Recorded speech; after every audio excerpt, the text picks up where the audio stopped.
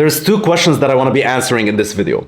The first one is, how do I always take high quality trades? I can take a high quality trade if I'm so tired and I can barely open my eyes and I'm very sleepy. I can still take a high quality trade. I can take a high quality trade if I'm drunk and I come to the charts. I can still take high quality trades and my brain wouldn't even look at low quality trades. And I'm going to tell you how to train your brain and train yourself to do so. This is number one. The second question that I want to be answering is, have you ever taken a trade? Let's say you've taken a loss, and then later on when you analyze that loss, you're like, am I fucking stupid? Why the fuck did I take this trade?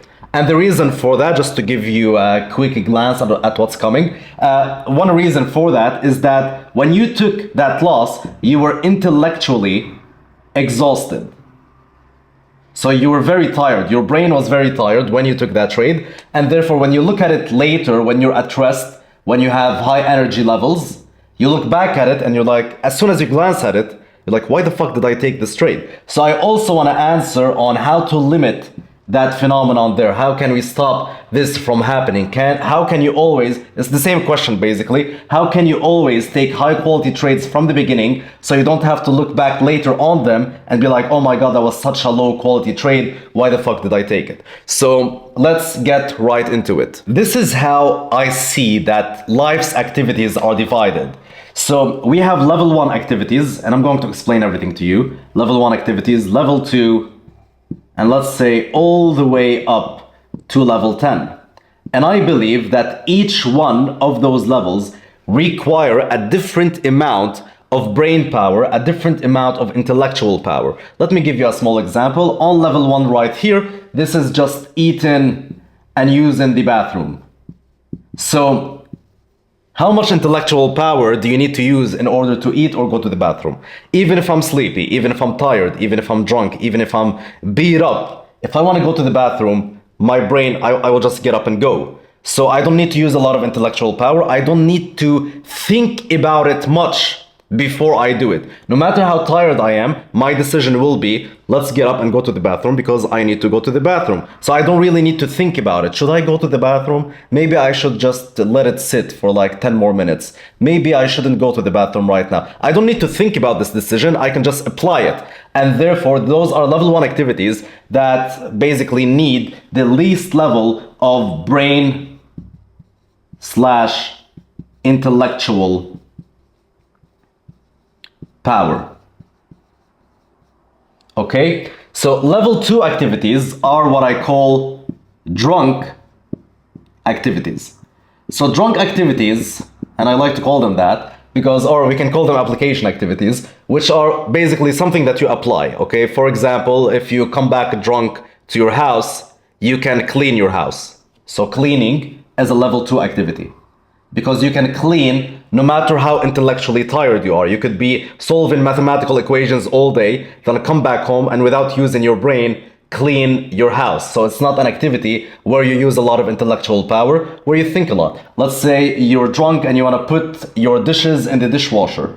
You can do that. Why can you do that? Because putting your dishes or washing your dishes is a step-by-step approach. There's a system to putting your clothes in the dishwasher, to putting your dishes in the dishwasher, which is you open the dishwasher, you put the dishes in it, you close the dishwasher, and you turn it on. And therefore, it's a step-by-step approach. So we can call level 2 activities more of step-by-step activities. I don't want to draw it, I don't want this to be clustered, but step-by-step activities are level 2 activities which you can do without using much intellectual power. Now, level 10 activities, the higher we go, of course, you would need more intellectual power to clean your house than you would need to go to the bathroom.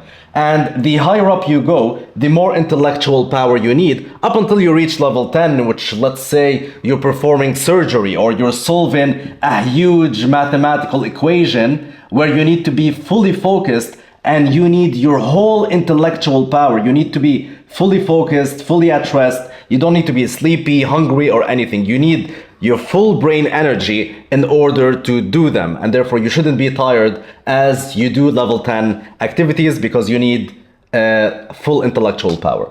Now, the thing is, trading, I believe, is somewhere inside here for the majority of people. It's like a level 4 activity where it is necessary to use some brain power, some intellectual power. So at level 4, you use your intellectual power, you use your brain, for example, to assess your risk. How much risk can I take for this trade? Number 2, what is the correct management that I will be executing here? Where will I be taking partials? Where will I be trailing my SL to BE? Where will I be taking my TP? So SL, TP, BE, partials. You need to think about all of that. And finally, for example, we can talk about the trade assessment. So is this trade high quality? Is it low quality? You need to think about this. Do I like this trade? Do I like the price action? Do I not like it? What's happening there? So you need to use some intellectual power in order to do trading. And therefore, if you're so tired, if you're so sleepy, if I continue using drunk as an example, even though it's not very valid, however, I just want to describe a situation in which you're not fully focused. If you're drunk, if whatever you're passing by throughout that day, maybe at your job you've made a lot of decisions already, you're a software engineer or you work in finance, you work with numbers all day and you're very tired, and you come home and you want to think about those 3 aspects of your trade, then you would find a hard time making a clear decision or a very fast decision because you need to use some intellectual power and you're tired, let's say. So you need some rest in order to do trading. Usually that's what's known, that we need to be well rested. We need to be like we slept well at night, let's say. If you wake up very early, let's say, or you didn't sleep very well at night, it is usually recommended to not trade for the day because you won't be thinking clearly in order to assess those correctly, and therefore your accuracy will drop. That's the usual basis. That's what's recommended usually.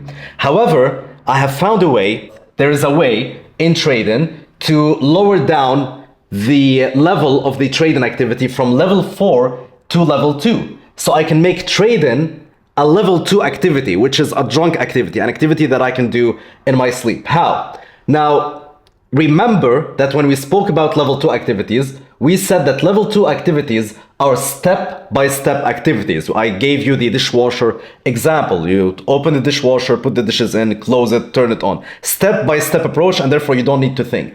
I can make trading a step-by-step approach by making my trading a lot more mechanical. For example, the first aspect of my trading is assess risk. Now, usually you would think about risk, and therefore you would need to use some intellectual power in order to determine risk. For me, risk is predefined, and therefore I don't need to think about it in the moment. It is predefined via my trading system. For example, let's say I risk 0.5% per trade. And therefore that is a predefined risk. When taking a trade, I don't think much. It's just 0.5% risk per trade. It's an application. I apply it directly, even if I'm tired, even if I'm sleepy, whatever it might be, 0.5% risk. I won't wake up tired and suddenly believe that in my system, I take a 3% risk usually per trade. No, I've been doing 0.5% risk, let's say, for years. Even if I'm tired, even if I'm sleepy, whatever it might be, I will still take a 0.5% risk per trade. Now, when it comes to trade management, SL, TP, BE, partials, all of those are also predefined for me. I am very mechanical. My SL gets placed in the same area, let's say 2 lows below my entry. My TP is, let's say, 2 highs above my entry. So it is very predefined. It is very defined exactly as to what it is, where I don't have to think where I need to place my SL and where I need to place my TP. I don't need to use any intellectual power in order to assess my trade management. Where I take partials, it's also predefined. Let's say around 1-to-1 risk to reward ratio, you take partials. It's predefined. You are not thinking about it right now. You already thought about it when creating your system, so you don't need to think about it on a day-to-day basis, which makes trading a level 2 activity. Trade assessment, whether a trade is high quality or low quality. Same thing. Throughout the years, I have gathered a list, and in that list, I have written down all my avoidance rules, I call them. For example, if, let's say, we broke with a wick to the upside, I don't take the trade.